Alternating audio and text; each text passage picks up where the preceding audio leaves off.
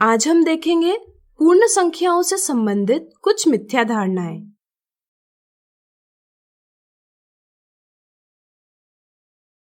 मिथ्या धारणा 1।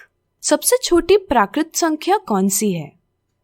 कई बार प्राकृत संख्याएं और पूर्ण संख्याओं के समझ में उलझन के कारण शून्य को सबसे छोटी प्राकृत संख्या समझा जाता है।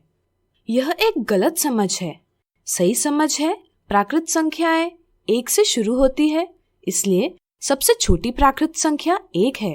शून्य एक प्राकृत संख्या नहीं है, बल्कि यह एक पूर्ण संख्या है। मिथ्या धारणा 2। निम्नलिखित कथनों में कौन सा कथन सत्य है?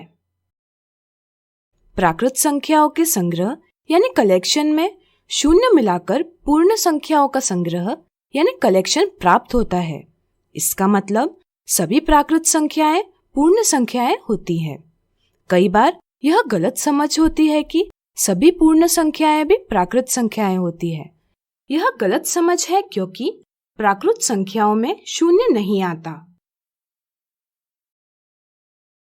मिथ्या धारणा 3। किन्हीं दो पूर्ण संख्याओं के बीच कितनी पूर्ण संख्याएं हैं, यह कैसे पता किया जाता है?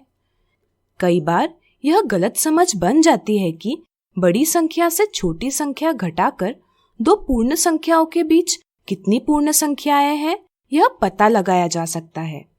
दो संख्याओं के बीच कितनी संख्याएं हैं, यह पता करने के लिए बड़ी संख्या से छोटी संख्या और 1 घटाना सही है, यानी कि ऑप्शन 2 सही है। इस वीडियो से आज हमने देखी पूर्ण संख्याओं से संबंधित कुछ मिथ्या धारणाएं। इन मिथ्या धारणाओं को दूर कर अब आपकी पूर्ण संख्याओं की समझ बन गई होगी।